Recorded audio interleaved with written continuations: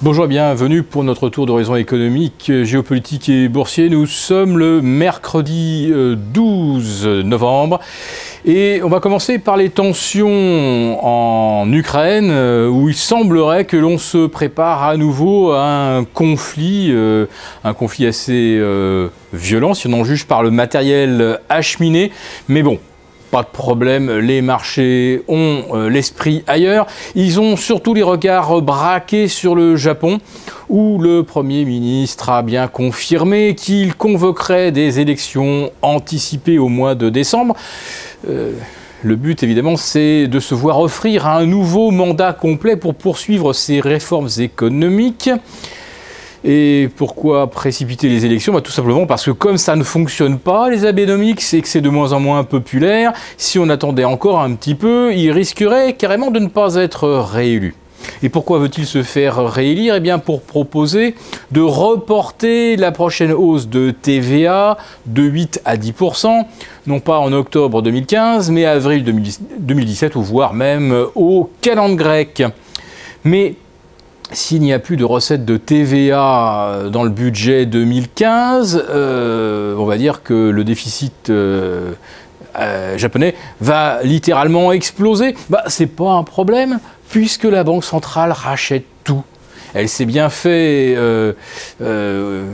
Elle s'est bien offert aussi de mettre 20 milliards de plus chaque mois sur les marchés, si ce n'est pas pour racheter tout ce qui peut venir en termes d'émissions obligataires.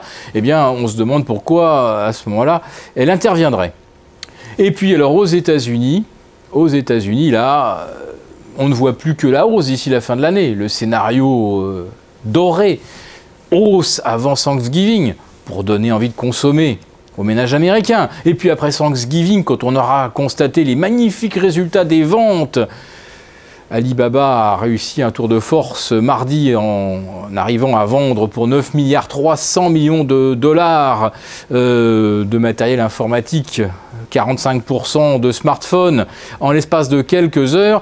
Pour le Cyber Monday, on espère au moins faire aussi bien qu'Alibaba. Bref, après Thanksgiving, après le Black Friday, après le Cyber Monday, arrivera bien sûr le temps du rallye de fin d'année. Et donc le Dow Jones, qui en est déjà à 5 records historiques consécutifs, qui en est à 15 séances de hausse sur 18, mais en fait, quand vous voyez qu'il y a 2 séances où ça n'a pas bougé, ça fait donc en fait 17 séances haussières ou stables sur 18, et on va probablement en avoir encore 15-20 de plus à la hausse d'ici la fin de l'année. Rien n'arrêtera plus le Dow Jones, puisque 100% ou quasiment des opérateurs sont d'accord, et oui, selon un sondage de Forbes hier, réalisé auprès des opérateurs de marché, aussi bien les traders que les gérants, eh bien, ils sont 53% à anticiper de la hausse au cours des 12 prochains mois. Ils sont 32% à anticiper au moins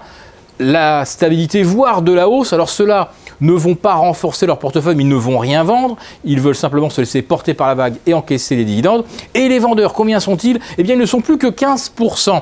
Et là, c'est un total qu'on n'a vu qu'une seule fois dans l'histoire, au cours des 30 dernières années. C'était la mi-juillet 2005, après un pic également au mois de janvier 2000 et un autre pic au mois de juillet 2007, où les acheteurs étaient entre 83 et 85%. Le top, le record absolu, a été établi donc mi-juillet 2005 à 86% de haussiers ou de neutres se laissant porter par la vague. Alors, quand on voit un consensus aussi univoque et qu'on se rappelle que les 2 précédents scores de 85 ont été réalisés en janvier 2000 et en juillet 2007, nous vous laissons deviner un petit peu ce qui risque de nous attendre.